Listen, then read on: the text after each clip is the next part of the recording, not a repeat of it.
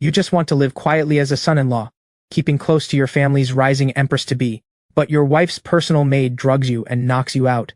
She ties you to your sister-in-law's bed, framing you, and your cultivation ends up destroyed. You're thrown into the dungeon, certain your name is ruined, and you'll be cast out of the family. But when your wife learns the truth, she doesn't despise you at all. Instead, she stands firmly in front of you to protect you. And misfortune turns into fortune. You awaken a miraculous hammer, one light strike, and it hands you heaven-tier techniques. You eat top-grade spirit pills like candy. But right now, with your cultivation destroyed, your mind fades, and in your final moment before blacking out completely, something changes. The plain wooden hammer pendant on your chest suddenly lights up.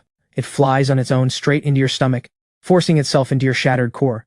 The pain nearly makes you scream out loud, but right after, an indescribable surge of power detonates inside your body.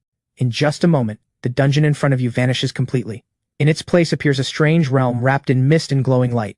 At its center floats a massive crystal tower, shimmering with light. At that moment, a voice speaks up, calling itself the Hammer Spirit of the Divine Hammer. It tells you something unbelievable. That wooden hammer pendant was never an ordinary object at all. It's the Divine Hammer, and it has now fused into your body. It has become your soul companion, and you are now its ninth master. At first you don't believe it at all. After all, on the Soul Heaven continent, what makes a soul cultivator is forming a soul companion. You had only just formed half of one when Marcus Yun destroyed your core with a single strike. Even that unfinished form scattered. Yet now the Hammer Spirit tells you your soul companion hasn't just come back, it's been replaced entirely by the Divine Hammer. When you instinctively turn your senses inward, you freeze. Your body, which should be a ruin, is completely whole again. Your meridians, flesh, and core look like they've been rebuilt from scratch. Not a trace of damage remains. And inside your stomach, there's now a small wooden hammer glowing faintly. Only now do you finally believe it. But the real shock is still coming. The Hammer Spirit tells you this crystal tower is the Sacred Tower, a treasure vault left by the Divine Hammer's original forger. The tower has 5 levels, and the higher you go, the rarer the treasures. As the new master, you now have one chance to enter the first level. Before you can ask anything, the door to the first level turns into a swirling vortex. A massive force pulls you straight in. After the world spins around you, you land inside a golden resplendent hall. Looking around, the hall is packed wall to wall with crystal eggs. The Hammer Spirit's voice speaks up. The rule for the first level is simple. It's called timed egg smashing. You have 3 minutes to smash open any crystal egg with a divine hammer. Half the eggs hold treasure, half are empty. Hitting treasure adds luck points. Hitting an empty egg deducts luck points. As long as your final luck points are positive, you can keep whatever treasure you've broken out. But if your luck points stay negative, those treasures only go toward paying off debt. You're still fuzzy on the rules. But the Hammer Spirit's next line makes your face go dark. The previous master's luck was so bad that he left owing a luck point debt. By the rules, that debt now falls entirely on you. Your starting luck points are negative 290. Right now, you genuinely want to drag your predecessor out and give him a beating. But there's no time to curse anyone. The countdown above your head is already ticking. You brace yourself, grab the divine hammer, and smash it into the nearest crystal egg. Your very first hit is an empty egg. 10 more luck points gone. You're now at negative 300. Your mouth twitches, but there's no time to sulk. You keep swinging. The second egg shatters open. A purple glow rises from it. It's a bottle of grade 6 spirit pills, the purple soul pill. Your eyes go wide instantly.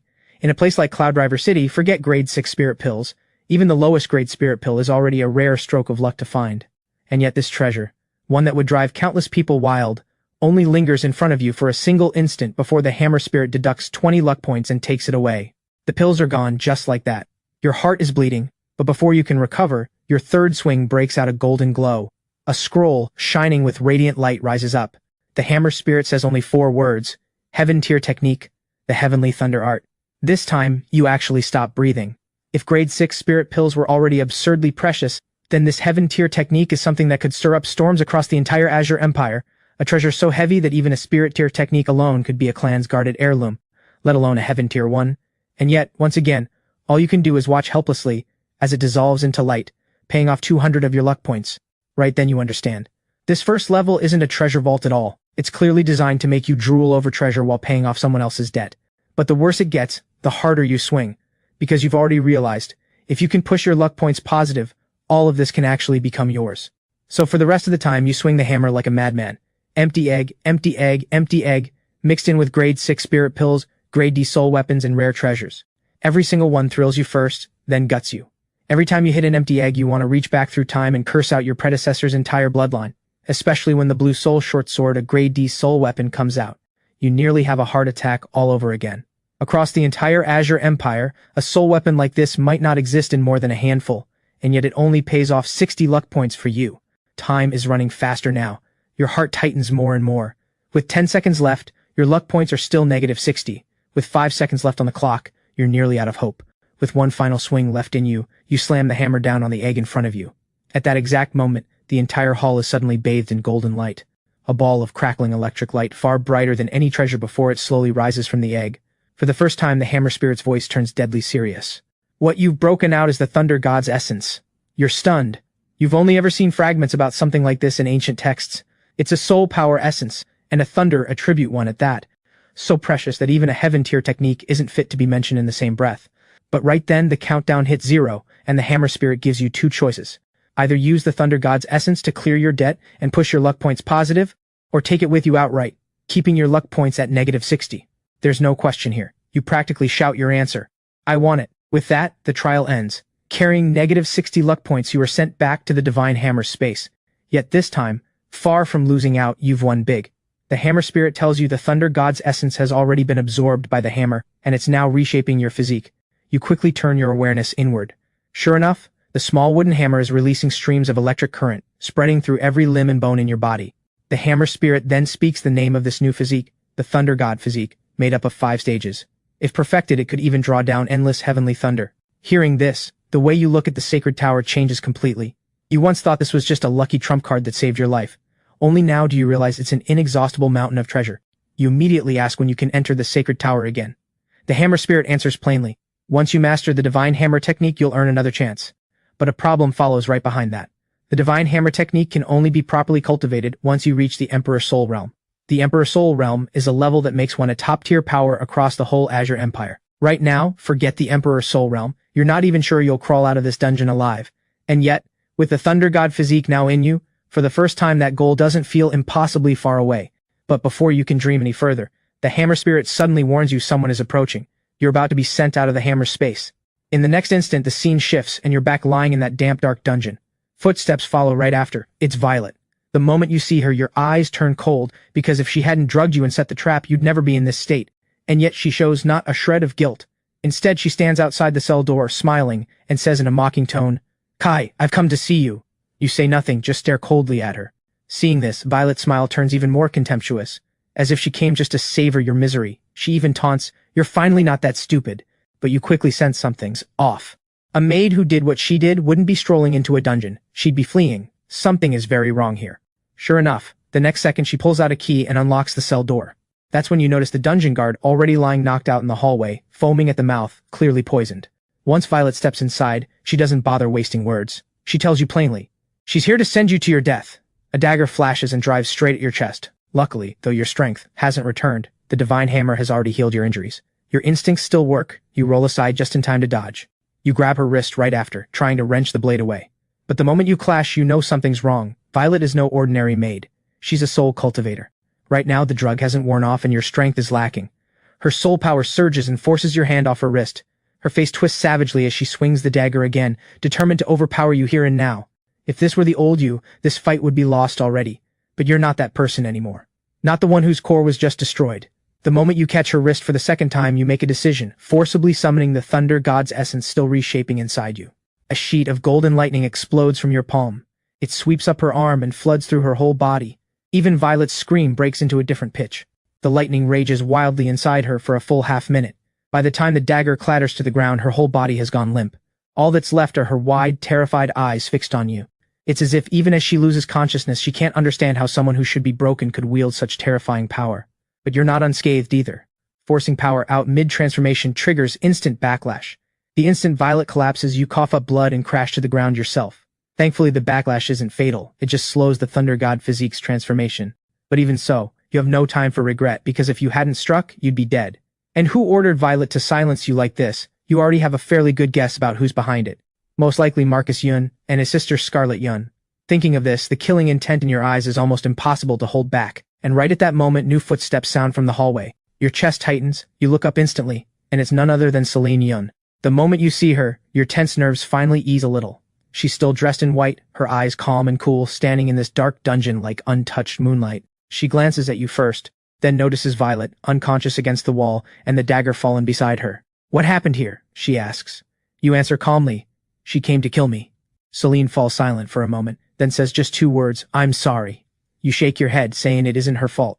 But she doesn't offer any explanation, doesn't defend anyone either. She just asks if you have the strength to stand. You give her a helpless look, and she understands immediately. The next second she bends down and lifts you onto her back. Even you are caught off guard. She simply says, coolly, no need to say anything, and carries you step by step out of the dungeon. Leaning against her back, you breathe in the faint scent of her hair, feeling the unshakable protection underneath that cold exterior, and something in your chest stirs, a sense of security you've never felt before. You once thought that once this disgrace fell on you, the Yun family would abandon you completely. Yet the one who stepped up to protect you is this very wife of yours, someone you've always treated with polite distance and few words. But when she carries you out of the dungeon, the world's hostility hits you head-on. A crowd is already gathered outside, and every eye lands on you at once. Disgust and rage go barely hidden. Someone calls you worse than a beast. Someone says you deserve harsh punishment. Someone else urges Celine to drop you, this piece of trash, and leave you behind. Each insult is uglier than the last, as if they want to drown you in spit. Your face darkens. But Celine simply says, flatly, ignore them. That one line is enough because you know she believes you at least. She carries you all the way back to your chamber, sets you down on the bed, and leaves behind a bottle of spirit elixir. She tells you the one who ordered your release was the Yun Patriarch. She's simply following orders. And this elixir was granted by the Patriarch himself, which might help with your injuries. Once she says this, she turns and leaves. Still no wasted words. This is simply how the two of you have always been with each other. Your marriage to Celine was arranged by your elders from the start. Your grandfather had raised you together, just the two of you, but for reasons never explained, he had no choice but to entrust you to the Yun Patriarch, arranging for you to marry into the Yun family. Celine, too, had only married under her own grandfather's orders. There was never love between you, but there was never resentment either. At most a cool distance, a polite formality. And yet this time, when everyone else doubted you, she was the one who carried you out of that dungeon with her own hands. Looking at the elixir on the table, warmth still stirs in your chest. Though you know full well this potion should do little for a shattered core. But things are different now. Your core has already been repaired by the divine hammer. What really matters isn't this bottle at all, but the thunder god's essence still not fully absorbed inside you. So over the next 3 days, you ignore the rumors outside and focus entirely on absorbing the essence still lingering in your body. 3 days pass in a blink. As morning sunlight spills into your chamber, you open your eyes to find electricity, already crackling and flowing across your palm. The thunder god physique's reshaping is complete. And even more surprising, thanks to this transformation and the essence feeding back into you, your cultivation level has surged. You've jumped straight from great perfection of the soul realm to its peak. This kind of leap is almost unheard of. Right now, you can clearly feel endless power rolling through your body. The little wooden hammer rests quietly in your core, wrapped in threads of lightning. It looks plain, and yet what it hides inside is a fate-altering fortune beyond imagination. You can't help thinking of your grandfather again. This pendant was the last thing he left you before he was gone. You once thought it was just a keepsake. Only now do you realize just how much weight it truly carried. What exactly your grandfather left you, you still don't know.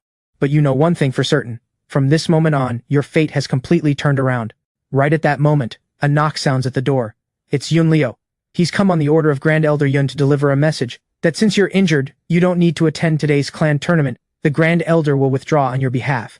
You freeze for a moment, then suddenly remember. Today is the Yun family's clan tournament, and this tournament decides who qualifies for the upper sex selection. In Cloud Driver City, the upper sex selection happens once every 3 years, and it's the chance countless young cultivators dream of. One leap that could change everything. Passing means entering one of the Azure Empire's truly powerful sects, gaining resources and a future far beyond what any family could offer. As a cultivation clan of Cloud Driver City, the Yun family holds a small number of guaranteed slots, so the tournament's importance goes without saying, and you had already signed up half a month ago.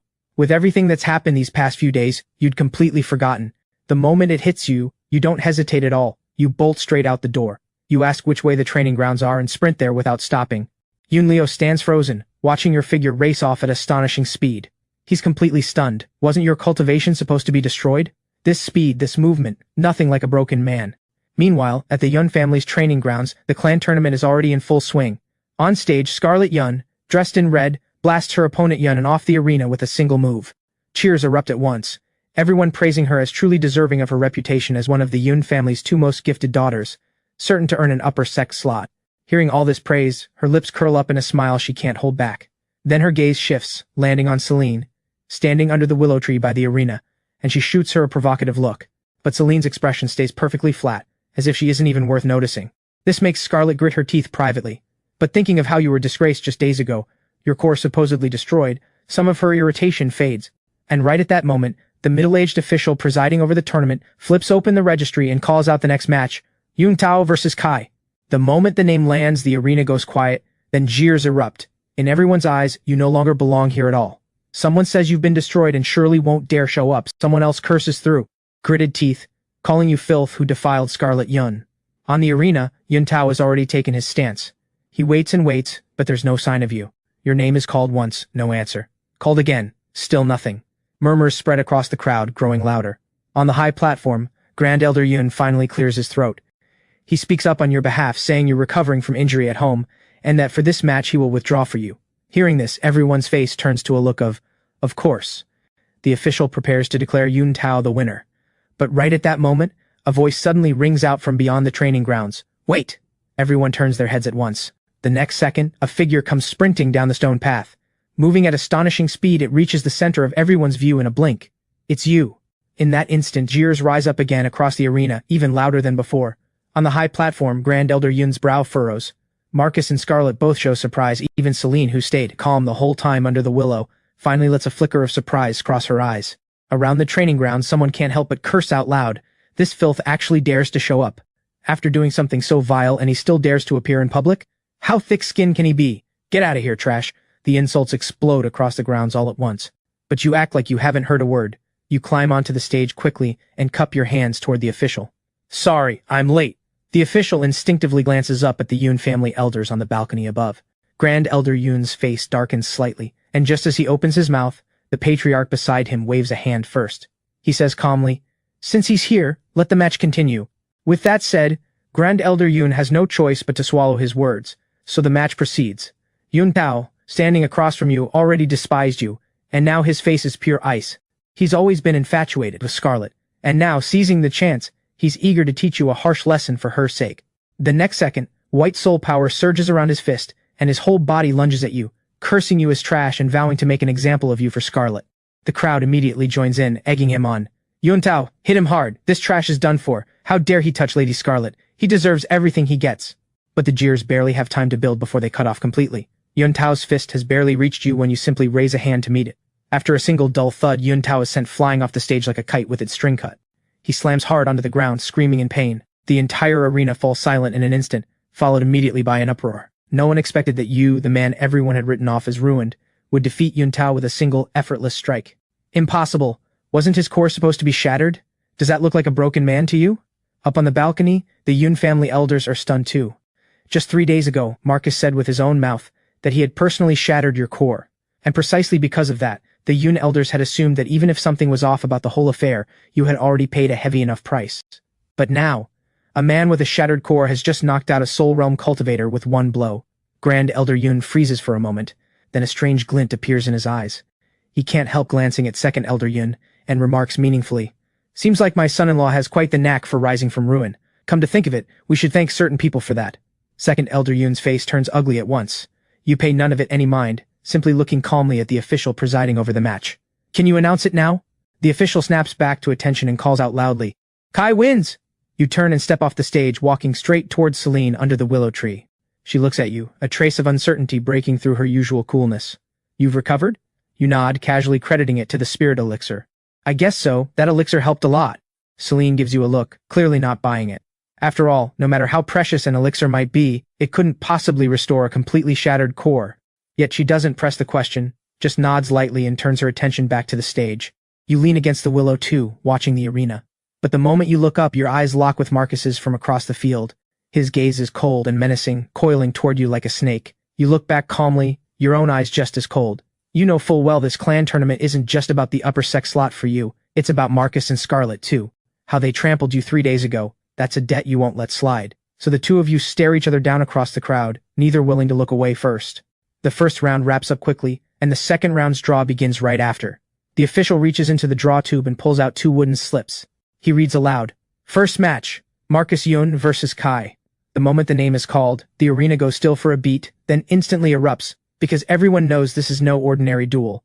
It's the 2 figures at the center of that scandal a few days ago, finally about to face each other head-on. Marcus slowly lifts his head, shooting you a cold, mocking smile. What a coincidence. You say nothing, but your hand, hidden beneath your sleeve, slowly clenches into a fist. Faint threads of golden lightning quietly crackle between your fingers. Just as you step toward the stage, Celine suddenly speaks. You pause, turning back to look at her. She's quiet for a moment, then finally says just 2 words, be careful. Simple as it gets. And yet those 2 words alone make something warm stir in your chest. You give her a nod, then turn away, all warmth vanishing from your eyes, leaving nothing but bone-deep cold, aimed squarely at Marcus. Up on the balcony, Grand Elder Yoon's expression is grim. In his view, this draw is almost certainly rigged. After all, he knows exactly what Marcus is capable of. Peak of the Soul Realm, 1 step away from the Soul Sovereign Realm, and the acknowledged #1 talent of the Yoon family. Even if you've recovered, you shouldn't be facing an opponent like this so early. So he sends a soul power message directly. Kai, forfeit. You hear it, but only glance up at him briefly before shaking your head slightly. Forfeit? No chance. You came here today specifically for Marcus. Before Grand Elder Yoon can urge you again, the official presiding over the match waves a hand and announces the start. Marcus had planned to mock you a bit more first, but before he can get a word out, you're already moving, exploding forward like a charging leopard. At blinding speed, your fist drives straight for his face. Marcus's expression shifts slightly, clearly not expecting you to strike first. He quickly twists aside and pulls back, narrowly avoiding it. But the instant he steadies his footing, you've already turned and closed in again, your lightning-wrapped fist crashing forward once more. Marcus hastily raises an arm to block, but the impact still sends him stumbling backward until he barely stops himself at the stage's edge. The whole crowd is shocked. After all, that's Marcus Yoon, the Yoon family's #1 talent, someone who normally walks over his peers without contest. And here he is, being overwhelmed the moment the fight starts. Seems I really did underestimate this piece of trash, Marcus scoffs coldly, soul power surging violently around him. The next second, a pale silver sword shadow slowly materializes above his head, a soul companion, and a sword soul at that. The moment it appears, the crowd bursts into gasps. Across Cloudriver City, a sword soul ranks among the most outstanding kinds of soul companions. The Lin family onlookers stare at the silver blade in excitement, already picturing Marcus turning the fight around.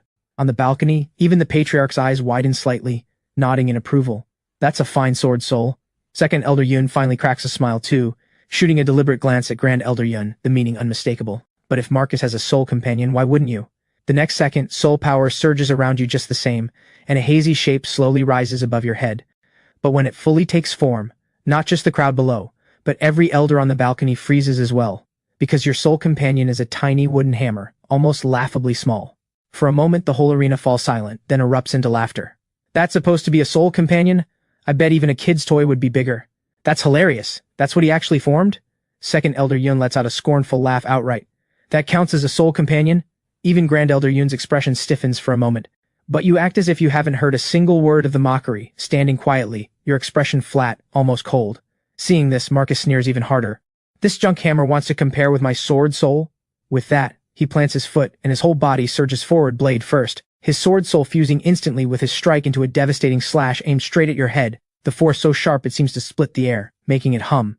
Some of the more faint-hearted onlookers instinctively squeeze their eyes shut, expecting to see you cut down brutally in the next instant. On the balcony, Grand Elder Yoon shouts urgently through soul transmission, "Dodge!"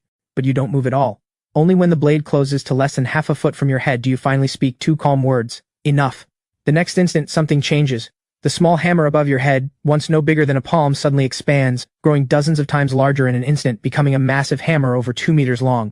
You grip it steadily with one hand, holding it across your body.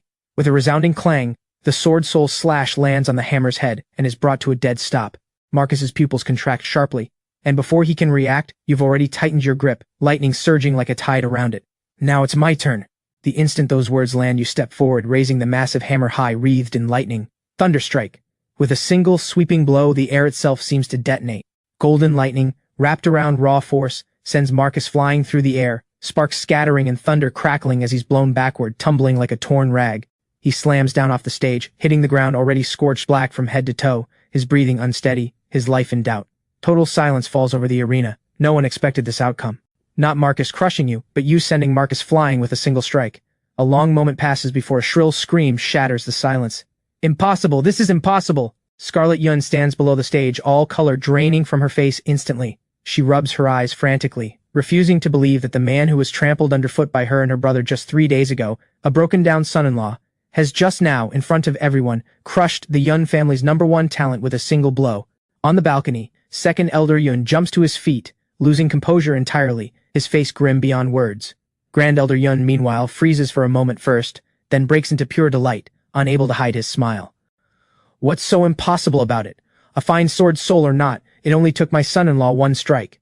As he says this, he deliberately stresses the words, my son-in-law. Second Elder Yun has no time to argue back. He leaps straight off the balcony, rushing to Marcus's side to check his wounds. What he finds turns his whole face pale. Marcus looks merely gravely injured on the surface, but one probe tells him his son's insides have already been torn apart by a savage force of lightning. His breath is faint as a candle in the wind.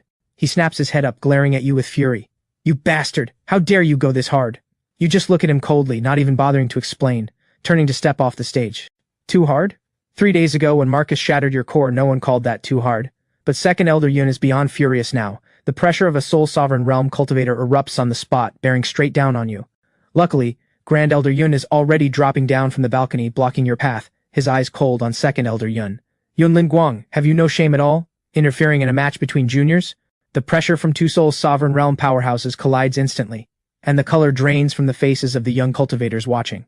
Just as things threaten to spiral out of control, the patriarch finally speaks. Enough! The aged but commanding shout lands, and both men's pressure drops away at the same instant. The patriarch scolds them coldly. Do you two want the entire younger generation to watch this whole family become a joke? Only then do Grand Elder Yun and Second Elder Yun both lower their heads, though one man's face is dark as iron, and the other's lips just won't stop curling upward because Grand Elder Yun knows full well that single strike of yours didn't just win a match. It publicly crushed Second Elder Yun standing in front of everyone. Many in the family once believed Second Elder Yun held the stronger hand in the next generation, giving him real odds in the succession dispute. But now, with Marcus beaten this badly in public, that advantage has all but vanished. And you know full well, that single strike might leave Marcus alive on the surface, but he's already lost everything that once made him what he was. Your blow didn't just shatter his body. It drove the Thunder God physique's power straight into him. Even if he clings to life in the end, he'll likely spend the rest of his days bedridden, barely surviving. And this is only the interest on the debt. The official finally finds his voice again, announcing with visible difficulty, Kai wins. This time, no one in the crowd dares to insult you so easily. The rest of the matches continue. When you return to the willow tree, the way Celine looks at you has finally changed from before. Surprise, shock, relief, and even a trace of guilt so faint it's barely noticeable. She'd actually suspected the truth for a while now. 3 days ago in the dungeon, when Violet collapsed in front of you, traces of soul power still lingered in the air. If your cultivation had truly been destroyed, how could you have killed a soul cultivator made in return? Now that suspicion has been fully confirmed. She looks at you, and softly says, congratulations. You smile. You too, good luck out there. Right then the second round of matches begins, and among those stepping onto the stage is Celine herself. Her opponent is just an ordinary member of the Yun clan, never a real threat to her. Within just a few moves, she ends the fight cleanly and decisively, winning without breaking a sweat. You stand under the tree, giving her an unreserved thumbs up. Impressive. Celine glances at you, still saying nothing, but the moment she turns her head away, her lips curl up ever so slightly. The rest of the tournament passes without much drama. Both you and Celine secure your upper sec selection slots without trouble. 3 others also qualify successfully, one of them being Scarlet Yun. You had actually hoped to deal with her on stage 2, but the draw never put you against each other. Once the tournament ends, you don't linger, exchanging only a quick word with Celine before hurrying back to your quarters, because you've already noticed the divine hammer in your core has been acting strangely ever since your fight with Marcus. Back in your chamber, you summon the hammer at once. The small wooden hammer, once perfectly quiet, is now flickering with light, its body humming steadily, as if brewing for something. You quickly ask the hammer spirit about it. The hammer spirit answers right away. The divine hammer is leveling up. Only now do you truly grasp just how much more complex this whole thing is than you thought. The hammer you've activated so far is only stage 1, its early form. The divine hammer has 5 stages in total, each split into 3 sublevels, early, minor, and great perfection. As its wielder grows stronger and the hammer sees battle, it grows in turn. Every time it levels up, its power increases, and new abilities unlock as well. As for how long each level takes to reach, stage 1 typically takes 2 to 3 days. Hearing this, your anticipation grows even more. So for the next 2 days, you simply don't go anywhere at all, staying in your room to cultivate quietly, waiting for the hammer to finish its transformation. 2 days pass in a blink. As the first ray of morning sunlight enters your room, your body suddenly shudders, and the next second the divine hammer flies out on its own, hovering in front of you. Compared to 2 days ago, the most obvious change is its size. It's grown from finger size to nearly the size of a fist. While you're wondering what's changed after the level up, the hammer spirit tells you to focus and feel it closely. You settle your mind, and in the next moment 2 streams of information flood into your head at once. The first ability is called Thunderstrike. This ability is simple and utterly ruthless. It draws in the thunder attribute energy within your body, then unleashes it through the hammer, amplifying its thunderous force to 3 times the original power. In other words, this ability exists purely to amplify the destructive force of your thunder god physique. The second ability is called Forge. Seeing that word, you're both puzzled for a moment, until the hammer spirit explains, and only then do you truly understand just how absurd this ability really is. As long as you provide the right materials, the hammer can act like a master craftsman, forging weapons for you, and randomly, it can even produce martial weapons, or even soul weapons. Your first reaction is disbelief, wondering if you heard wrong. You know full well that on the Soul Heaven continent, master craftsmen are an extraordinarily rare profession. Anyone who can forge martial weapons already lives comfortably wherever they go. Anyone capable of forging soul weapons is rare to the point of terrifying, and yet the hammer spirit tells you that right now, at the lowest level of the forge ability, it only needs 3 spirit stones to guarantee a successful forge. The chance of producing a soul weapon is still low, but it's not 0. 3 spirit stones guarantees success, with a real chance of a soul weapon on top.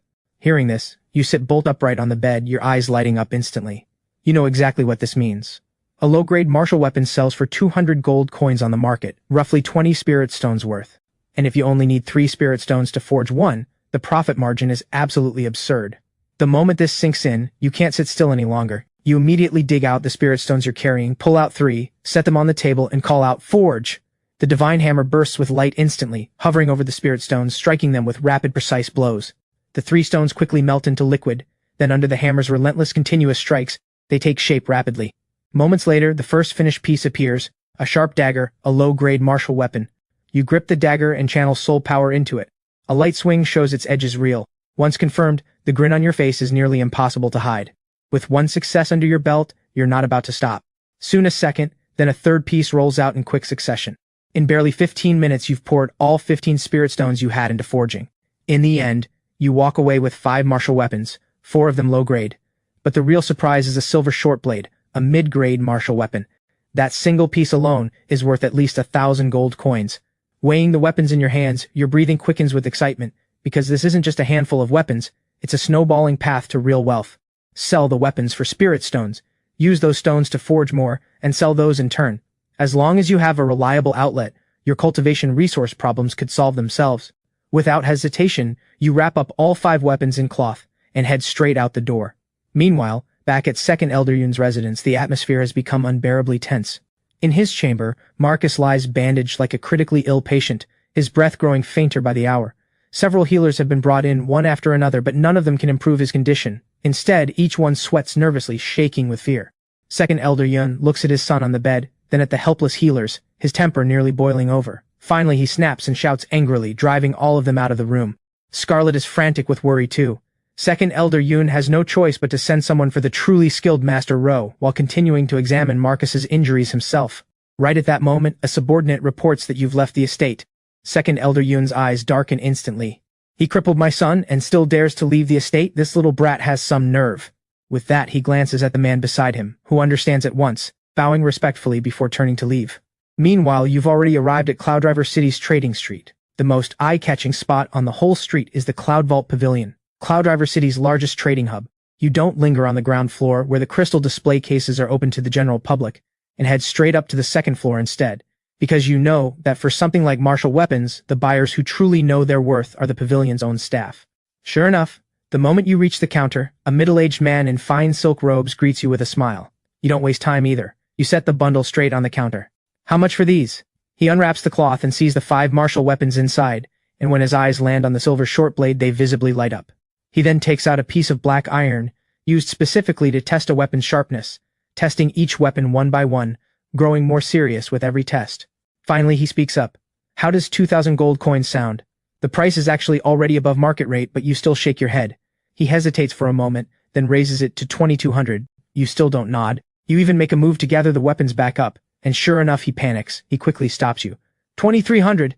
Sir, that's truly my highest offer. Only then do you stop, a small smile tugging at your lips. Deal, but I want spirit stones, not gold coins. He quickly brings out 230 spirit stones, packing them into a pouch and handing it to you. As you leave the counter, you're in a great mood. In just a short while, 15 spirit stones have turned into 230. Returns like this would have been unthinkable to you before, but you're in no rush to head back to the Yun estate. Instead, you keep browsing through the pavilion because the Hammer Spirit has already told you the forge ability isn't limited to producing weapons. It can keep leveling up too.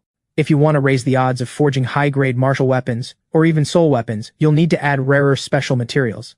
And to level up the forgeability itself, you'll also need to keep testing new materials constantly. So for the better part of the next hour, you're practically buying as you walk, wherever there's suitable ore, wherever there's special metal that could aid the forging, with the hammer spirit chiming in every step of the way while you handle the paying. By the time you're done browsing, your bag of materials has grown thick and heavy, but most of those 230 spirit stones are already gone too. Looking at the barely 2 pounds of material in your hands, you can't help letting out a small sigh.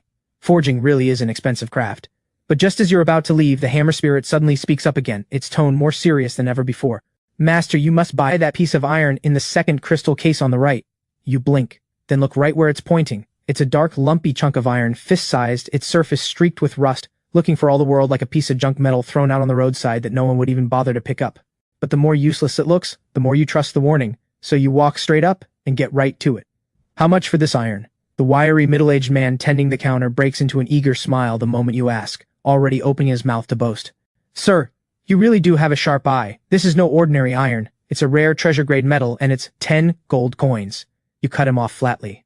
The wiry man chokes on his own words, his smile freezing for a beat as he tries to raise the price again. But you're already turning to walk away, without a shred of hesitation. That's when he panics. He hurries to call you back. Fine, 10 gold coins it is. Please, sir, wait. Once the deal is done, you hold the rusty lump of iron, still looking nothing like something valuable. You can't help but ask the hammer spirit silently, is this thing really something special? The hammer spirit answers instantly. Master, this is silver star cloud iron, forged with it and you're guaranteed at least one soul weapon. You stop dead in your tracks, your breathing turning heavier at once. At least one soul weapon. Those words alone carry a weight almost too heavy to process. You look down at the rusted iron again, and your entire perception of it shifts. That 10 gold coins you just spent doesn't even come close to what this thing is actually worth. You're already thinking about how to use it to attempt a forge once you get back, when a voice suddenly rings out beside you, laced with mocking amusement.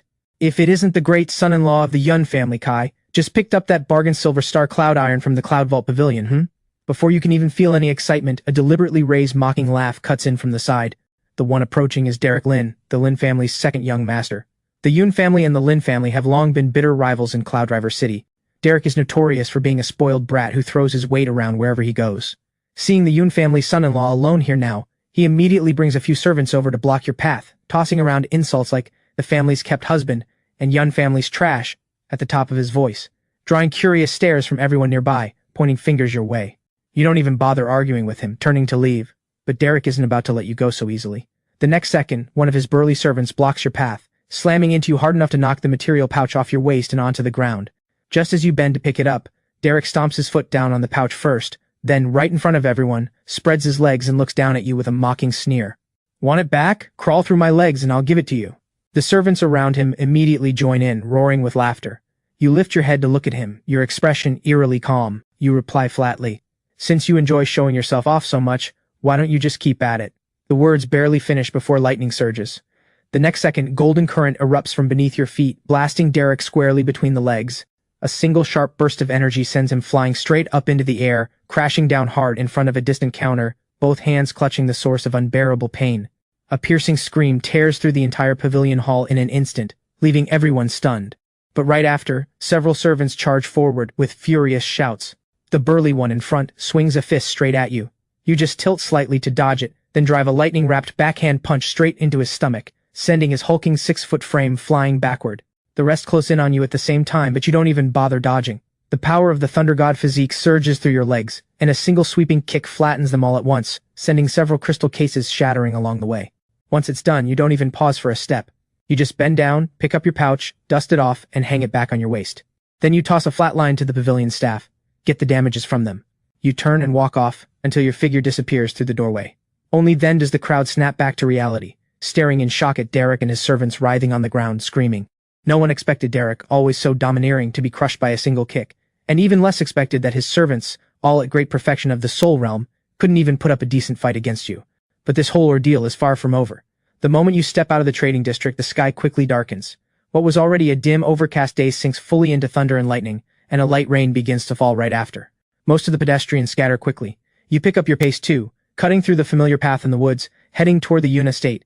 But barely have you entered the forest when the hammer spirit's warning suddenly rings sharply in your ear. Careful! Your heart lurches, but your foot has already come down. A rune suddenly lights up in the mud beneath you, and the next second an explosive spirit talisman detonates. A terrifying blast instantly sends mud and debris flying. Even with your quick reflexes, the shockwave still rattles you enough to cough up blood on the spot. Before you can even catch your breath, several arrows tear through the rain from both sides of the forest, their cold glint nearly merging into one line in the downpour. You push off the ground instantly, leaping into the air, barely dodging the first volley of arrows. But the very instant you leap, another cold arrow strikes with pinpoint precision, aimed straight at the blind spot left by your jump, clearly anticipated in advance. In that split second, you forcibly channel the Thunder God physique. Lightning surges violently in midair, forcing the arrow down out of the sky. The moment your feet touch ground, several masked men in black burst out from the trees on both sides, each armed with blades, killing intent radiating off them. You don't hesitate for a second. You raise a hand and summon the divine hammer. The once tiny wooden hammer instantly swells, transforming into a 2-meter giant hammer resting in your grip. You sweep it in a wide arc right where you stand. Lightning erupts violently from the hammer's head, forcing the encircling attackers to stagger backward. You ask coldly who they are. The leader answers with just 4 words, "Here to kill you." Before he even finishes, he's already charging in, soul power surging along his blade, clearly no ordinary hired killer. But he's picked the wrong target this time. Your eyes go cold and you immediately channel the Thunderstrike ability. The Thunder attribute power surging through the hammer triples instantly. You meet him head-on with a single swing. The instant hammer meets blade, violent lightning explodes across the rain-soaked air. The leader in black doesn't even manage to finish his scream before the hammer's blow sends him flying, blade and all. His breath fades before he's even hit the ground. The rest of the attackers' faces change color instantly. But you give them no time to react. The next second you charge forward, hammer raised, slamming it down on the 2 nearest attackers. 2 dull cracks sound out, and both men are consumed by lightning energy on the spot, their bodies collapsing entirely. The remaining attackers break completely, turning to flee. But a rain-soaked forest at night is precisely where the divine hammer and the Thunder God physique become most terrifying. Lightning flashes beneath your feet, and your figure closes in like a phantom, 1 strike per man. In just moments, the entire forest path is stained with the scars of unleashed force. In the end, only the leader remains, slumped against a tree, watching you approach step by step, terror written across his face. Only now does he finally break, begging for mercy over and over, confessing the mastermind behind it all is none other than second Elder Yun of the Yun family. You listen, then respond with a flat, "I know." He assumes, having said this, that he might live. But the next second, as you turn away, the hammer sweeps back in the same motion, crushing his chest instantly, because you never once said you'd let him go. Your grandfather taught you long ago, in this world, there's no mercy for enemies. Anyone who means you harm can and should be struck down. The rain grows heavier. You stand amid the scattered traces of unleashed power, raising your eyes toward the Yun estate, nothing left in your gaze but cold killing intent. Since second Elder Yun keeps striking to kill, you know you'll settle this debt with him fully sooner or later. But you also know you can't kill him just yet. Not because you lack the will, but because he's a sole sovereign realm cultivator, and because this is still Yun family territory. If you struck now, you'd likely be the one to die first. So once you return to the estate, you make no move to announce anything, nor do you go after second Elder Yun right away. Instead, you slip back to your quarters without a word. For you, what matters most right now is still growing stronger. You first wash away the rain and the traces of battle, then sit cross-legged in meditation for the better part of an hour. Thanks to the Thunder God physique's incredible recovery, the light wounds from the exploding rune heal almost instantly. Right after that, you lay out the materials you bought from the Cloud Vault Pavilion one by one on the table. You're ready to keep forging, but this time, luck is clearly not on your side. One after another, you hand over spirit stones and various materials to the divine hammer. Yet the first 5 forges all turn out the same, nothing but low-grade martial weapons. Looking at the blades on the table, each one seems decent, but their value is far below what the materials cost. Your mouth twitches. You can't help wondering if the hammer spirit is scamming you. After all, if you'd skipped the extra materials and forged with spirit stones alone, you could have churned out over 10 more low-grade weapons by now. Then, on the 6th try, something finally changes. As the divine hammer strikes one last time, a black blade covered in dark markings, its aura sharp and fierce, appears before you. A high-grade martial weapon. You finally let out a small breath of relief. A high-grade weapon's worth is nowhere near a low-grade one's. More importantly, holding it in your hand feels completely different. You give it a couple of swings, and the blade cuts the air. You can feel the boost to your combat power at once. Still, you know all of this is just the build-up. The real highlight has always been that last piece, the Silver Star Cloud Iron. The hammer spirit told you long ago this material alone could forge at least one soul weapon. So you take a deep breath and pour every bit of your remaining focus into it. This time, the moment the divine hammer strikes, the sound is completely different from before. A piercing clang of metal echoes through the room, and a hammer fire glow grows brighter and brighter. Even the soul force in the air begins to be drawn in. Only 15 minutes pass, but it feels like forever. until finally, a burst of light blooms like fireworks. Along with it comes a heavy, fierce ripple of soul force. A silver spear slowly rises into view. Its shaft gleams silver-white wrapped in golden patterns with a bright platinum ring circling the shaft. The spearhead radiates a cold, piercing edge. Just one glance is enough to make your chest tighten. And its name surfaces naturally in your mind at that very moment. The Silver Soul Spear. A spirit-grade soul weapon. The instant your hand closes around it, the soul force inside you rushes uncontrollably into the spear. A moment later, a clear bond forms in your heart. A weapon truly connected to you. The feeling is hard to describe, yet unmistakably real, as if the spear in your hand was always meant to be there. You can even instinctively sense the sharpness it holds. If unleashed at full power, forget the soul-gathering realm. Even an ordinary soul sovereign might not be able to withstand this single thrust. But before you can truly celebrate, something changes again. The divine hammer, which had been hovering beside you, suddenly rushes back into your body. Right after, a scorching, violent energy explodes through every limb and bone, like being thrown straight into a furnace. Your flesh, tendons, and bones are all being forged alive in flame. You cry out in agony, clutching your stomach, thrashing on the floor like you've gone mad. Your reason is nearly wiped out in an instant by the pain and heat. That's when Celine's voice calls out from beyond the door. She clearly heard the commotion. After calling your name a few times with no answer, she finally pushes the door open. She first sees the weapons on the table, then sees you on the floor, nearly out of your mind with pain. She tries to check on you, but the instant her hand touches you, the rampaging soul force inside you knocks her back. When she looks up again, you've stopped thrashing. Your eyes are red, locked on her. This is no longer the you she knows. You look more like a beast pushed to the edge of madness by power and desire. The next second, you lunge at her. That night, only one thought remains in your mind: release. Release every last bit of the soul force threatening to tear you apart from within. Everything else is swallowed whole by that burning heat. The next morning, sunlight slips through the window and lights up the torn scraps of clothing scattered across the floor. You sit on the ground, staring at the marks left among the shredded fabric. Then you remember Celine, wrapping herself in your robe and slipping away in silence not long ago. Your scalp prickles. You'd already been dreading how to face her, but the wreckage in front of you makes any words feel pointless. And of all times, that's when the hammer spirit pipes up. "Congratulations, master!" You freeze for a moment. Only after looking inward do you understand why it's congratulating you. Because the soul force inside you is no longer confined to your dantian. It now flows freely through every meridian in your body. Without thinking, you raise a hand and swing, and the soul force blasts out through the air, punching a fist-sized crater into the wall. Soul force projection. This is the very mark of the soul sovereign realm, which means in a single night you've leapt straight from the peak of the soul-gathering realm into the soul sovereign realm. The hammer spirit then explains. The silver star cloud iron held a massive store of natural soul energy. The divine hammer absorbed it all while forging the silver soul spear, then poured it all back into you at once upon returning to your body, which is what triggered last night's energy surge. You nearly lost control completely. And what happened between you and Celine in that chaos was, at its core, more like a forced dual cultivation. Much of your excess soul force was transferred to her through it, so not only is she unharmed, she actually benefits from it. Knowing she's unharmed, you finally breathe easier. But right after that, the tangled emotions don't fade one bit. After all, it happened far too suddenly, and far too absurdly. For a moment, you have no idea how you'll even face Celine now. But the hammer spirit quickly hands you another surprise. The divine hammer's forging ability has leveled up. This new, ultimate forge mode not only feeds a portion of energy back to you every time it completes a weapon, but more importantly, every soul weapon you forge now earns you 10 luck points. In other words, forge 6 more soul weapons, and you can fully erase the debt of negative 60 luck points from the first floor of the Sacred Tower. You know exactly what that means. Last time, if it hadn't been for the debt left behind by the hammer's previous owner, far more than one treasure should have been yours. So going forward, forging remains your most important path. So you tidy yourself up a bit and prepare for another trip to the Cloud Vault Pavilion for materials, only to find the Patriarch has already sent someone to summon you to the reception hall. Once you arrive, you realize trouble has come knocking again. In the middle of the hall stands a group from the Lin family.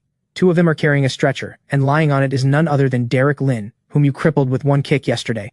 Right now, his legs can't even close together, his groin wrapped in bandages, his face is white as paper. The moment he sees you, he screams like a madman, desperate to crush you on the spot. Standing beside Derek is a middle-aged man in fine robes, his father, Sterling Lin. His intentions are blunt. First, he demands the Yun family compensate for the tavern, the shop, and 5,000 spirit stones. Second, he demands you be handed over to the Lin family for punishment. The moment these 2 demands are voiced, Grand Elder Yun and Second Elder Yun both frown at once. Grand Elder Yun states flatly on the spot, handing him over is out of the question. But the Patriarch doesn't answer for you directly. Instead, he rises and walks over to you, turning the question back on you. How do you want to handle this? You understand at once. This isn't him abandoning you, he's handing the decision to you. So you say just one line, "This started because of me, I'll handle it myself." The patriarch laughs at that, turns and walks away, leaving behind just 2 words, show them out. The meaning couldn't be clearer. The Yun family isn't handing you over. Sterling Lin's face turns iron black and he's about to erupt, but nobody expects what happens next. You suddenly make your move. In an instant you flash to the stretcher and grip Derek's throat with one hand, hauling him bodily into the air. Sterling Lin, shocked and furious, roars for you to stop, but you ignore him entirely. You just stare at Derek's face, twisted with terror, and say flatly, "If you're that desperate to get in my way, let's start by making sure you can't move at all." The words barely finish before your grip tightens. A sharp crack sounds out. Derek's breath cuts off, and he loses consciousness instantly. The Lin family isn't the only one stunned by this. Even the Yun clan members watching nearby are frozen in shock. No one expected you'd dare, right in the Yun family hall in front of both families, to take down the Lin family's direct line second young master. Sterling Lin completely loses it. His sole sovereign aura erupts on the spot as he lunges forward, but Grand Elder Yun is faster. He steps in front of you and blasts Sterling back with sheer force. The tension between the 2 families snaps to the breaking point. If this weren't Yun family territory, Sterling would likely be fighting to the death right now. But in the end, gritting his teeth, he has no choice but to carry Derek's limp body away. Before he leaves, he snarls a warning. The Lin family will never let this go. Once they're gone, Grand Elder Yun turns to scold you for being reckless. What was originally just a dispute and compensation has now, with you publicly taking down Derek, become a total humiliation for the Lin family. This feud is sealed for good now. Second Elder Yun chimes in with sarcasm from the side, saying you flaunt your strength too openly, and will fall for it eventually. But you don't let him off easily either, replying flatly that he should worry about himself first, in case something happens to him the next time he steps outside. The words land hard. Second Elder Yun's face darkens instantly.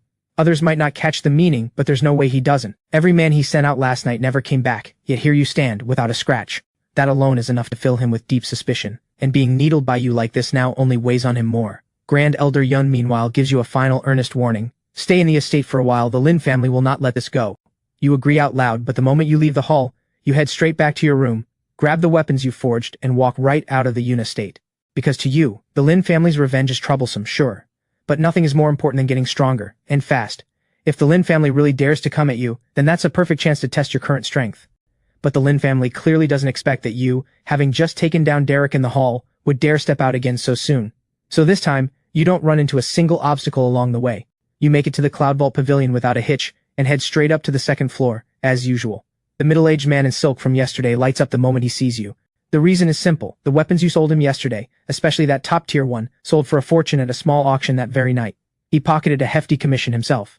So now, seeing you again with a bundle of weapons slung over your shoulder, he greets you like he's seeing a god of fortune. You don't waste words either. You get straight to the point, asking to see the best forging materials the pavilion has. The moment you ask, he immediately shows you up to the 3rd floor very important person room, reserved for clients handling large transactions. Even the tea served isn't ordinary. It's spirit tea, infused with pure soul force. You sip it unhurriedly, and before long, the man returns carrying 6 brocade boxes. Inside are 6 different materials, rare metals, special spirit stones, and a milky white jade, each one radiating an extraordinary aura. Before you can even examine them closely, the hammer spirit speaks up first in your mind. Take all of these. So you ask the price outright. 30,000 gold coins. Even you feel your heart jump at that number. It's close to the Yun family's entire annual cultivation budget. Seeing your silence, the man briefly thinks the deal is falling through, already regretting the free pot of spirit tea he served. But the very next second, you unroll your bundle. Among the ordinary weapons inside, the standout piece is that dark-marked, razor-edged, high-grade blade. The moment the man sees it, his eyes change completely. High-grade martial weapons are already rare enough, and high-grade swords are among the most sought-after weapons for cultivators. Its worth was never something a simple number could capture. So when you ask if this is enough, he barely hesitates before sealing the deal on the spot, afraid you might change your mind. As you take the 6 boxes, the hammer spirit's reminder echoes in your mind.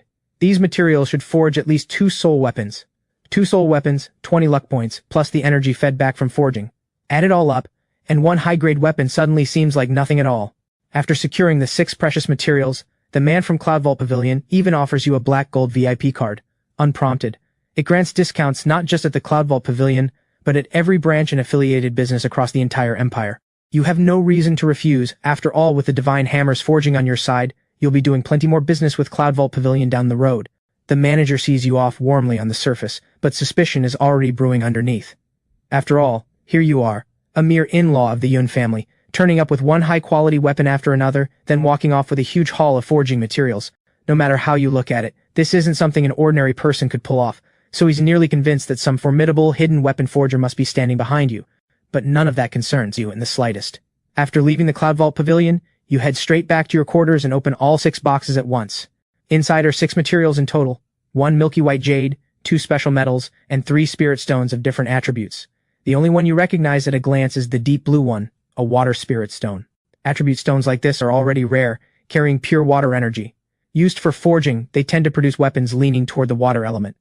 Without overthinking it, you raise a hand and let the divine hammer begin. It doesn't disappoint. The very first result is a spirit-grade soul weapon, the Water Ripple Spirit Sword. Deep blue patterns ripple across its blade, and the moment it appears, the room seems to grow a few degrees colder, the air carrying a faint damp chill. You stare at the sword, your heart pounding. 30,000 gold coins for 6 materials, and the very first one already delivers a soul weapon. Clearly this deal was worth it. But the results that follow aren't nearly as impressive. You forge 4 more times in a row. None of them produce low-grade weapons again at least, but every single one comes out mid-grade. If you actually do the math, these 4 pieces combined might not even be worth what their materials originally cost. In plain terms, you probably came out behind on all 4 of these forges. Still, it's not entirely a loss. You already got 1 soul weapon out of the batch, and every time the forging finishes, the divine hammer feeds a portion of energy back to you. It's not dramatic, but it's enough for you to clearly feel your soul force growing bit by bit. Even judged purely by cultivation gains, these attempts weren't wasted. Still, the hammer spirit had clearly said these 6 materials should yield at least 2 soul weapons, yet only 1 has come from the first 5. You can't help suspecting it's just stringing you along. But the hammer spirit isn't worried at all. It simply reminds you that one material is still untouched. The plainest looking piece, and yet somehow the most striking, the milky white jade. At first you thought it just looked nice, with an unusual aura. But what the hammer spirit says next snaps you fully awake, because it tells you this is no ordinary jade at all. It's a spatial soul jade. In value, the previous 5 materials combined don't even come close to a fraction of it. The only reason Cloud Vault Pavilion bundled it in with your order was that they'd mistaken it for an ordinary empty spirit jade. Spatial soul jade and empty spirit jade share the same origin, and look nearly identical. An ordinary soul cultivator has almost no way to tell them apart. But a true spatial soul jade holds actual spatial attributes inside. Its value is on a completely different level from ordinary materials. Hearing this, the way you look at the jade changes at once. And sure enough, this round of forging is unlike anything before it. The instant the divine hammer strikes, the space in front of you visibly warps. Everything in the room seems to shudder along with it. What follows is a forging longer than any before it. A full hour passes, and the divine hammer is still striking away. You're nearly dozing off from the weight. So you give up watching, and just sit cross-legged on the bed, circulating your cultivation technique, settling into meditation. You stay like that from daylight straight into the dead of night, until with the moon hanging high, a soft sound suddenly breaks the silence in the room. The moment you open your eyes, blinding light floods your entire field of vision. At the very same moment, thunder suddenly roars over Cloud River City. Thick thunderclouds press down silently, their scale so overwhelming it startles nearly everyone in the city awake. Yet strangely, though thunder rumbles on for a long while, not a single drop of rain falls. It arrives inexplicably, and vanishes just as inexplicably, dispersing again before long, leaving the entire city staring up in confusion. Meanwhile, at that very moment, the patriarch of the Yun family also witnesses the scene, standing in the courtyard corridor. Beside him stands a figure in a black robe, clearly delivering a report on your movements. The black-robed man tells him you'd only just taken down Derek Lin before heading straight back to the Cloud Vault Pavilion, carrying a bundle, for a second visit. At the news, a faint smile stirs in the patriarch's clouded eyes. He's quietly starting to believe you might truly carry the very thing he's been waiting for. The black-robed man then reports that another group has been driven into a place of certain death. The patriarch merely says, lightly, "Have them start preparing over there," as if some long-brewing scheme is finally nearing the moment to close in. As he speaks, he casually pierces the wing of a canary in its cage with a bamboo pin, listening to its shrill cries with an expression that stays perfectly calm. Meanwhile, in your room, your entire attention is now completely seized by something else. Because this time, the divine hammer hasn't forged a blade, spear, or sword at all. It's a milky white, crystal clear jade ring. More importantly, the message the divine hammer sends you is just one line: Heaven-tier soul weapon, the spatial soul ring. In that instant, you nearly black out from shock. A heaven-tier soul weapon. Forget Cloud River City, even across the entire Azure Empire, there might not be a second one like it. You practically lunge forward, snatching the ring into your grip, afraid that 1 second's delay might make it disappear. The instant you touch it, the ring immediately responds, ready for a blood bond. You react at once, slicing your finger and letting the blood drip onto it. As the blood is absorbed, a crystal-clear bond forms instantly, and a flood of information pours into your mind. This spatial soul ring is, in truth, an extraordinarily rare spatial soul artifact. It holds its own pocket space inside, capable of storing all kinds of items, even living creatures. On that fact alone, its value is nearly impossible to measure. And that's only its most basic ability. It also carries 3 soul techniques. First, space swap. Within a 30-meter range, you can instantly swap places with another living being, though each use requires a half-month cooldown. Second, void shroud, which lets you briefly pull yourself into the void, sustainable for roughly 15 minutes as long as you don't draw on your soul force. Third, space shatter, though this one won't truly awaken until you reach the heaven soul realm. Having taken in all this information, you nearly forget to breathe. A spatial soul artifact is already beyond belief on its own, let alone one carrying 3 soul techniques as well. You'd only ever read about things like this in ancient texts, never expecting one to actually land in your hands. But before you can fully savor the moment, the hammer spirit suddenly cuts in, its tone off. Just now the spatial soul ring nearly drew down a full thunder tribulation. Though most of the energy dispersed, some residue remains. Before it can even finish the warning, the divine hammer rushes back into your body. The next instant, that familiar terrifying burning sensation explodes inside you again. The feeling is identical to the night before, even worse. Every meridian in your body feels flooded with fire, your flesh and bones, your very organs shaking violently. You cry out in pain on the spot, thrashing across the floor. But this time, there's no one left to share the burden of that explosive energy. You have no choice but to endure it alone. And endure it you do, for an entire night. Only when the sky begins to lighten does that burning sensation finally start to fade.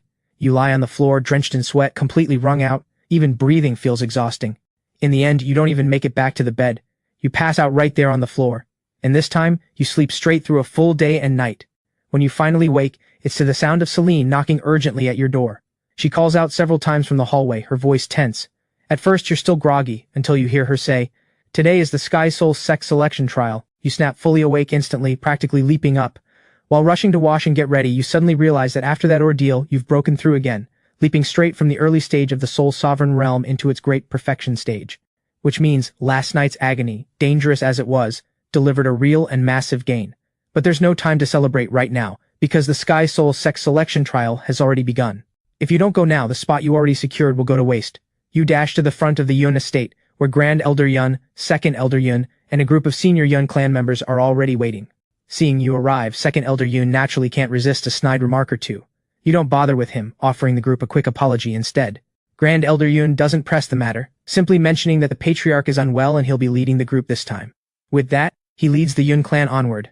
Along the way, you try greeting Celine, but she only glances at you, her expression tangled with unreadable emotion, before turning her gaze away, her face settling back into its usual cool distance. Seeing this, you can only let it go, helplessly. Clearly, what happened the night before isn't something she's ready to move past.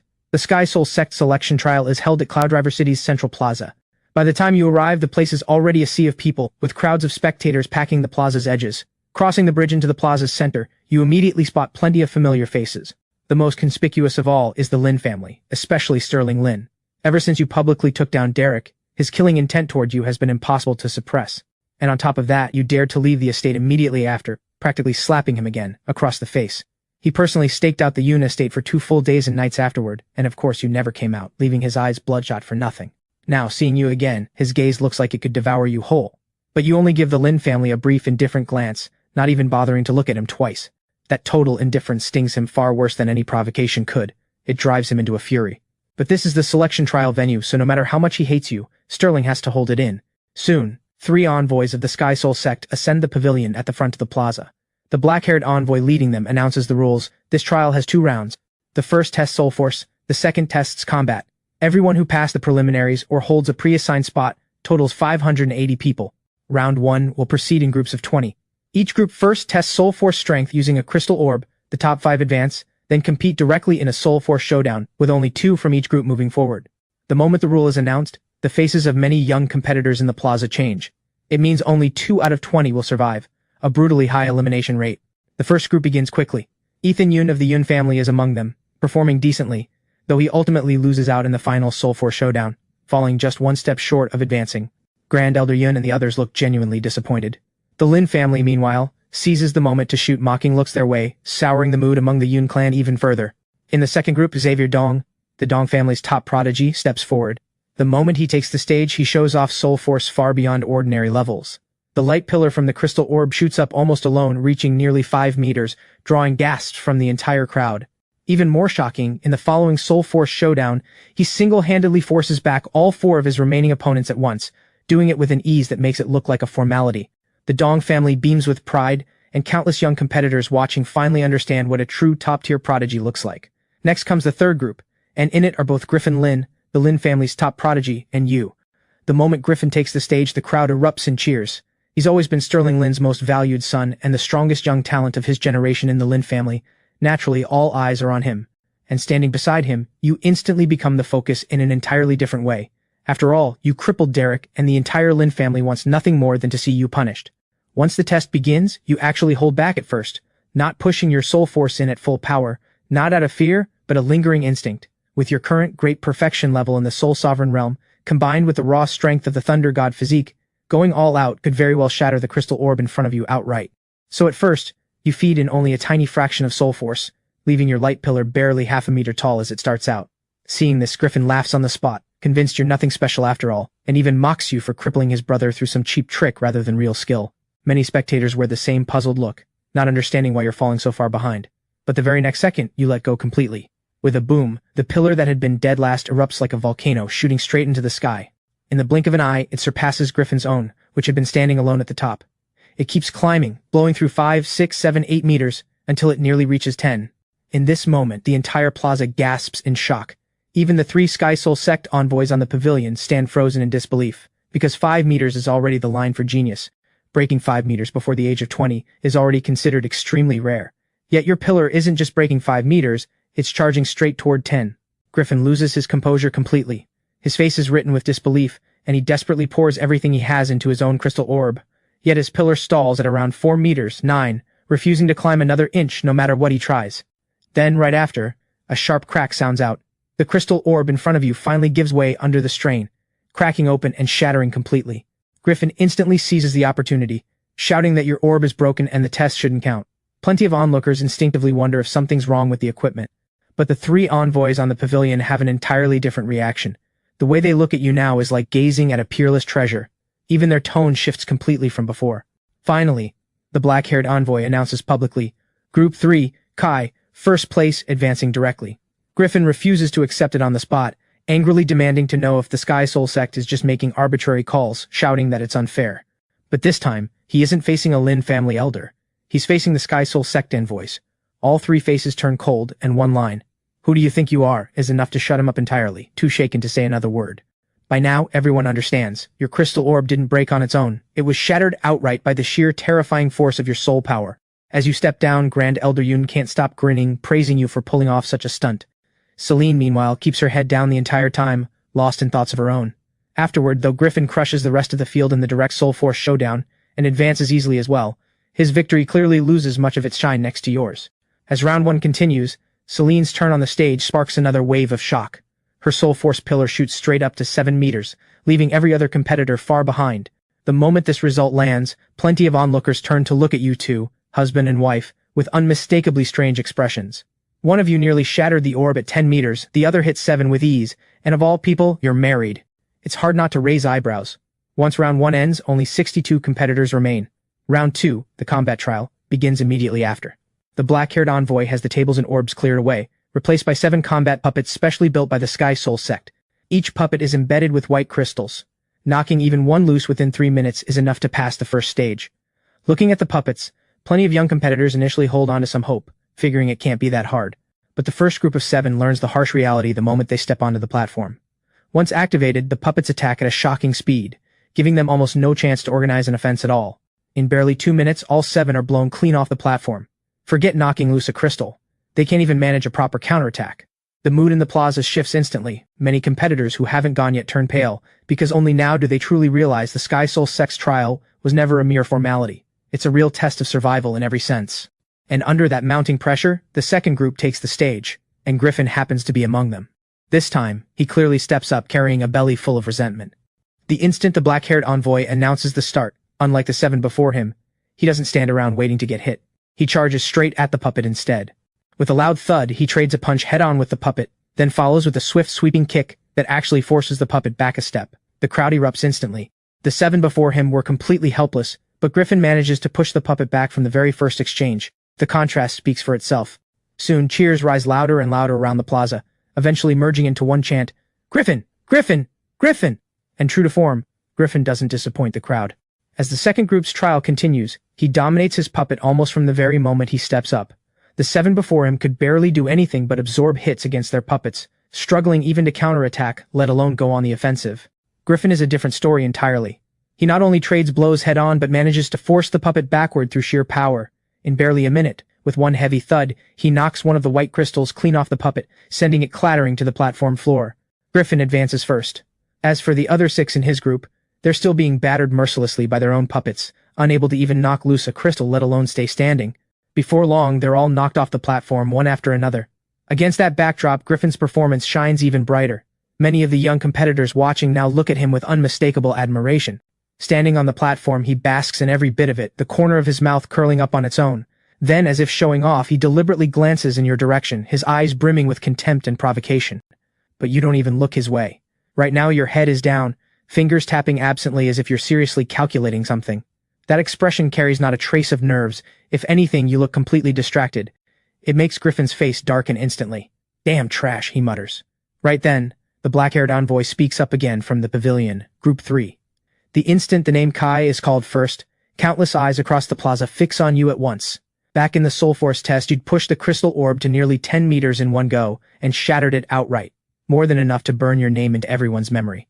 Now, with the combat round underway, everyone naturally wants to see just how far you can go this time. Griffin, for his part, keeps sneering. In his view, no matter how impressive the Soul Force test looked, it doesn't reflect real combat power. The combat puppet in front of you isn't just standing there for show. If you were faking it before, this round will expose you for exactly what you are. Already my turn? You finally lift your head, glancing at the combat puppet on the platform, muttering under your breath, "How much power should I hold back so I don't break it?" By the end, even you find the question too tedious to bother with, so you just shake your head and walk straight onto the platform. Soon, including you, 7 competitors are standing in position on the platform.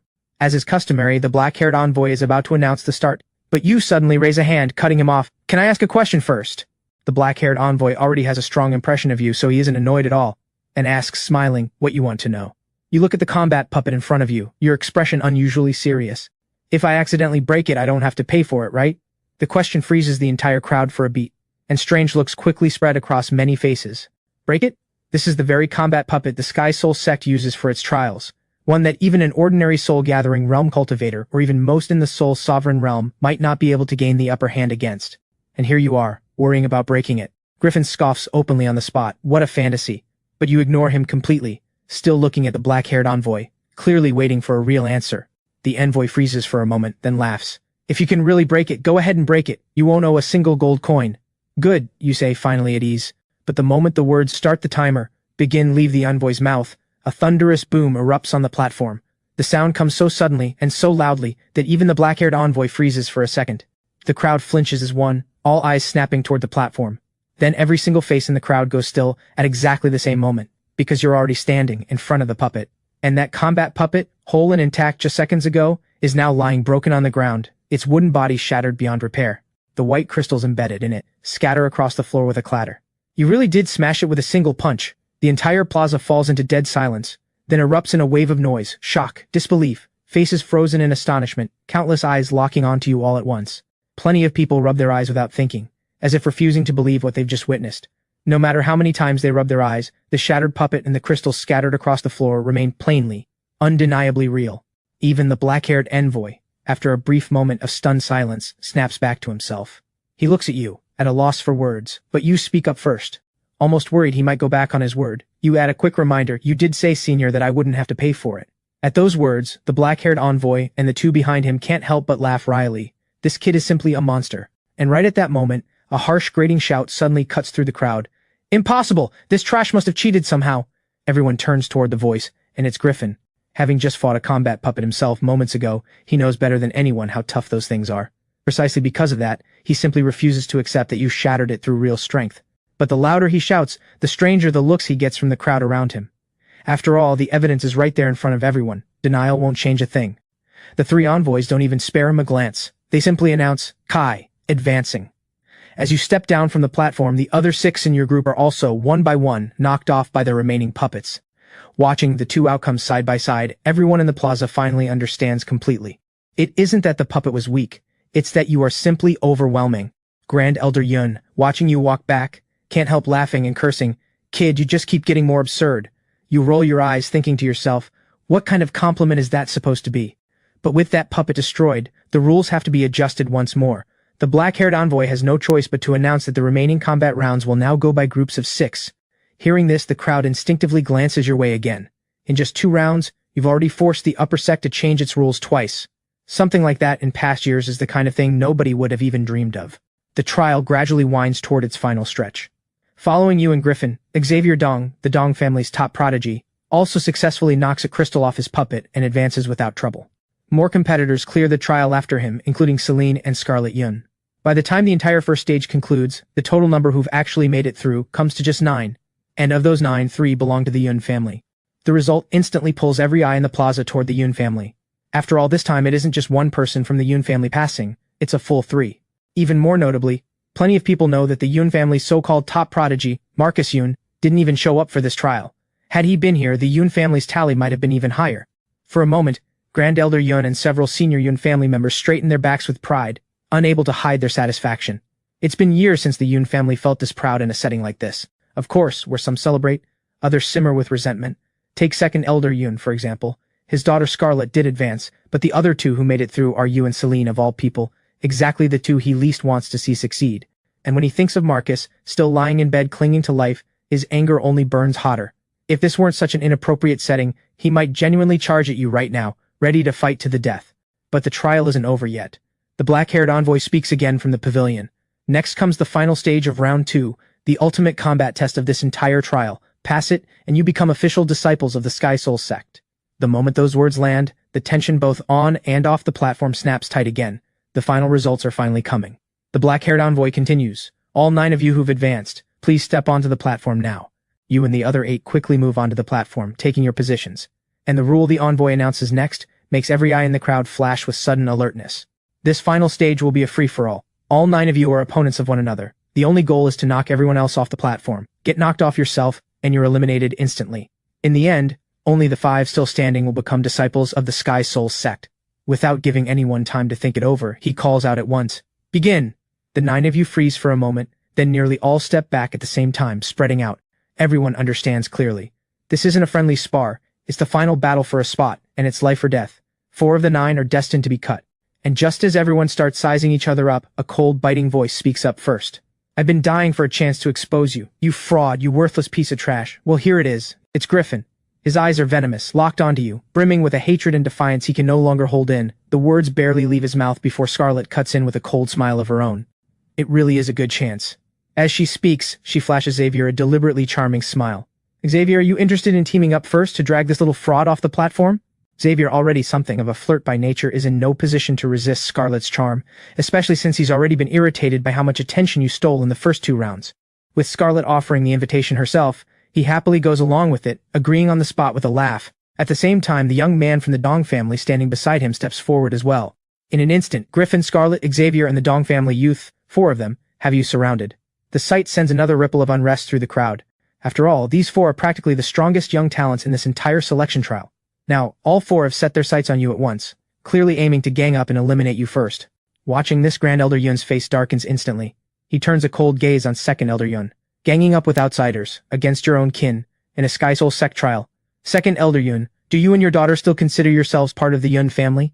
Second Elder Yun only offers a faint smile in return, wearing an expression of complete indifference. That's a bit much, Grand Elder. A free-for-all is every man for himself. And besides, the Patriarch himself has said, should you face a fellow clansman during the trial, you're still expected to go all out. No holding back. You're twisting the point, Grand Elder. If you insist on seeing it that way, there's nothing I can do about it. The more casually he brushes it off, the darker Grand Elder Yun's expression grows. But in a setting like this, he can't very well intervene directly. Up on the pavilion, the 3 envoys are watching the scene closely as well. The 2 behind the black-haired envoy start to speak up to stop it, but he waves a hand. No need. This kid hasn't really shown his true strength in the first 2 rounds. This is actually a good chance to see just how much he's really got. If he genuinely can't handle it, we can still step in. It won't be too late. So the situation on the platform continues. Griffin is the first to lose his patience. With a cold snort, soul force erupts violently around his body, and a translucent blue-green falcon materializes above his head, his sole companion, the Azure Falcon. As the creature appears, gasps ripple through the crowd once more. The Golden Falcon lineage is a Tier 7 bloodline soul beast, already a genuinely impressive class of beast-type soul companion. Its future growth ceiling could reach all the way to the peak of the Emperor's soul realm. A soul companion like that, among Cloud River City's younger generation, is genuinely impressive. Griffin, clearly, is enjoying every second of the crowd's shock. A flash of arrogance crosses his eyes before he transforms his hand into a claw and lunges at you, wind slicing sharply around him. Die, you worthless trash. You've already gathered lightning in your palm, ready to meet him head-on. But the very instant Griffin's claw closes in on you, a slender figure steps in front of you first. With a crack, the blue-green talon collides violently with a ripple of deep blue force, water and wind exploding across the platform, scattering into countless fragments of dispersing energy. Griffin is knocked back several steps by the impact, while the one who intercepted him only sways slightly, steadying herself after just 2 steps back. Standing between you and Griffin is Celine. You look at her, your heart skipping slightly. She doesn't turn back to you, just standing quietly in front of you. Her cold gaze locked on Griffin and beside him, Scarlet and the others, 3 of them. Her meaning couldn't be clearer. Touching you means going through her first. Warmth rises in your chest at the sight. Scarlet, watching all this, only grows colder in the eyes. She calls out at once, sweetly commanding, "Xavier, let's move together." "All right." Xavier springs into action, the Dong family youth following close behind. In an instant, 3 streams of soul force erupt simultaneously, and 3 soul companions materialize in turn. Scarlet's is a silver whip, Xavier's is a wolf wreathed entirely in flame, the blazing flame wolf, and the Dong family youth's is a serpent, black from head to tail. Another wave of unrest ripples through the crowd. Xavier's blazing flame wolf is also a Tier -7 bloodline soul beast, every bit as formidable as Griffin's azure falcon. As for Scarlet's whip-type soul companion and the Dong youth serpent, both are genuinely impressive as well. Watching this, Celine's deep blue soul force begins stirring around her body too, clearly ready to summon her own soul companion into the fight. But this time, you reach out and stop her. "Celine," you look at her with a small smile. "Just a few strays, I've got this." The words instantly enrage all 4 of them. Griffin roars in fury, both claws wrapped in howling wind lunging at you again. Xavier's eyes darken, and the blazing flame wolf lets out a roar, its flaming fist blasting forward. Scarlet's silver whip cuts through the air a moment later, while the Dong family youth's black serpent surges in as well. All 4 attacks close in on you almost simultaneously, head-on, and you simply, slowly, close your fist. Golden lightning spreads from your palm outward, quickly wrapping your entire hand. Then you lift your eyes to meet them, speaking evenly. "For you 4, you pause for a moment, a faint smile tugging at your lips. "One punch is enough." The instant the last word leaves your mouth, your lightning-charged fist blasts forward. The impact echoes through the entire plaza with a deafening boom. Lightning, wind, flame, serpent, and whip. 5 forces collide violently at the center of the platform, sending a shockwave outward that blasts even nearby spectators off balance. Yet this standoff lasts only the briefest of moments. The next second, the Azure Falcon shatters first. The blazing flame wolf collapses right after, the whip's momentum snaps, and the black serpent dissolves into nothing. All 4 soul companions crumble one after another before the lightning, without a shred of room to fight back. And the remaining force of your single punch carries the raging thunder onward, sweeping through. Boom, boom, boom, boom! All 4 figures are sent flying at almost the same instant, crashing down beyond the platform's edge. For that moment, the entire plaza falls into total silence, as if muted. Everyone stares in stunned silence at the figure standing at the center of the platform, still wrapped in golden lightning, their eyes filled with nothing but shock. You've won, and won without a shred of doubt, won completely and utterly. Griffin, Xavier, Scarlet, plus the Dong family youth, 4 of Cloud River City's most outstanding young prodigies joining forces together, were all blown away by a single punch of yours. A moment later, the crowd's uproar erupts like a flash flood. Impossible. That's simply impossible. Naturally, the first to break down are the Lin family, the Dong family, and second Elder Yun. Griffin and Xavier, one the Lin family's top prodigy, the other the Dong family's, plus Scarlet and the rest. How could a single punch of yours possibly leave them like this? But the moment they rush to the platform's edge and get a clear look at all 4 bodies, their expressions all shift once again, because all 4 are now almost entirely charred black, the force of the impact severe, as if lightning fire scorched them from head to toe, leaving them unrecognizable. If not for the faintest breath still clinging to life, they might as well be dead already. Sterling Lin's eyes burn red with rage, and the Dong family is just as shocked and furious, while second Elder Yun trembles from head to toe. But faced with all of it, your expression stays perfectly calm. You don't even spare them a second glance. You couldn't care less about hitting them hard. You and the Lin family are already locked in a fight to the death. Scarlet is someone you're bound to settle scores with eventually. As for Xavier and the other one, the moment they chose their side, they became your enemies in your eyes. Why show mercy to an enemy? And right at that moment, Sterling Lin finally loses all control. "You little beast, I'll see you dead." With that furious roar, Pale blue-green soul force erupts violently around him, and above his head materializes a soul companion twice the size of Griffin's azure falcon. Clearly, he no longer cares about any rules, nor about the Sky Soul sect envoys watching. His mind holds only one thought: destroy you. Grand Elder Yun's face changes drastically, and he's ready to charge onto the platform at once. From the pavilion, the three envoys shout at the same time, "Stop!"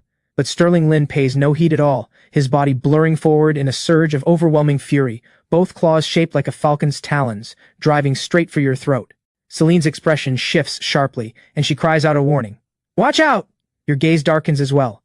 Facing Sterling Lin in the grip of pure fury, you don't retreat. Instead, you gather your lightning and soul force at once, meeting him head-on with a single punch, the Thunder Soul Fist. Boom. Fist meets talon, lightning and wind exploding again at the platform's center, this time with an even greater blast radius. The three remaining young competitors on the platform don't even have time to react before the shockwave rattles their breath and sends them flying off. Celine, standing behind you, is shielded from most of the blast by your body, sparing her from serious injury. But right now, she has no time to think about herself at all, because she watches, wide-eyed, as after the collision, the one sent staggering back isn't you, it's Sterling Lin. He stumbles backward, all the way to the very edge of the platform, before barely managing to steady himself, his face frozen in disbelief. You, on the other hand, only sway slightly, before standing firm once more. The sight leaves the entire crowd stunned all over again. That's Sterling Lin, the Lin family's own Grand Elder, a true soul sovereign realm powerhouse. You clashed with him head-on, and not only held your ground, you actually overpowered him. Even Grand Elder Yun, halfway to the platform, stops dead in his tracks, frozen in place. Clearly, even he never imagined you'd already grown this strong. And just as shock ripples through the crowd, an even more terrifying presence suddenly bears down from the pavilion. Enough! The black-haired envoy finally loses his temper entirely. With a cold shout, he raises a hand, and a ribbon of soul force strikes down like lightning. Sterling Lin doesn't even have time to dodge before it hits him square on. His body is thrown backward, crashing hard into the stone wall at the plaza's edge, and he blacks out on the spot. In this moment, the entire plaza falls silent, because everyone can clearly feel that terrifying pressure, far beyond anything the Soul Sovereign Realm could produce, the Emperor Soul Realm. This black-haired envoy who seemed mild and easygoing this whole time is in truth a genuine Emperor Soul Realm powerhouse. Even you can't help drawing a sharp breath, because under that pressure even the soul force circulating through your body noticeably stalls for an instant. It's the first time since awakening the Thunder God physique that you felt pressure this overwhelming. The black-haired envoy sweeps his gaze coldly across the crowd, finally settling it on the Lin family. Openly attacking to disrupt our sex selection trial is an unforgivable offense. From this day forward, anyone connected to the Lin family is permanently barred from participating in any Sky Soul sex selection trial, and the Sky Soul sect will never again accept anyone tied to the Lin family as a disciple. The declaration lands like a thunderclap. The Lin family's faces turn ashen instantly, because it effectively severs their entire family's future chance of ever rising through the upper sect. Meanwhile, the Dong family, who had been just as furious moments ago, now fall utterly silent, too terrified to say a single extra word.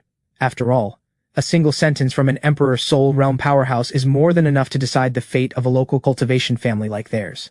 Having said all this, the black-haired envoy turns his gaze back to you. But this time, there's no coldness left in his eyes at all, only an intensity he can't hide, as if he's looking at a priceless treasure. His stare is so intent it even makes you a little uncomfortable, and you find yourself shrinking back instinctively. Only then does the envoy announce loudly, "Congratulations to the 5 of you, you've passed this selection trial." With a wave of his hand as he speaks, 5 finely carved wooden tokens, wrapped in soul force, drop down in front of you, Celine, and the 3 other competitors, landing before each of them. Those 3 had already been knocked off the platform by the earlier shockwave, and had been worrying they'd been eliminated because of it. Now, receiving their tokens, they freeze for a moment, before bursting into pure joy. Clearly, the Sky Soul sect hasn't changed the outcome because of the chaos Sterling Lin's ambush caused. After all, the moment your punch sent Griffin's group of 4 flying, the final 5 had already been decided. And what leaves those 3 competitors even more conflicted is that deep down they all know clearly. The token they've just received wasn't earned through their own strength at all. It's because your single punch swept away Griffin's group of 4. And precisely because of that, when they look at you now, a trace of unmistakable gratitude flickers in their eyes. Countless onlookers across the plaza stare at the 5 of you with open envy. From this moment on, you're no longer just young people from some minor family, or some small faction in Cloud Driver City. You are now genuinely disciples of the Sky Soul sect. Joining the upper sect means crossing a threshold, whether it's status, standing, or cultivation resources. Everything ahead will be entirely different from before. The Soul Sovereign Realm no longer feels distant. And even reaching a higher stage someday, becoming an Emperor Soul Realm powerhouse like the black-haired envoy himself, is no longer out of the question.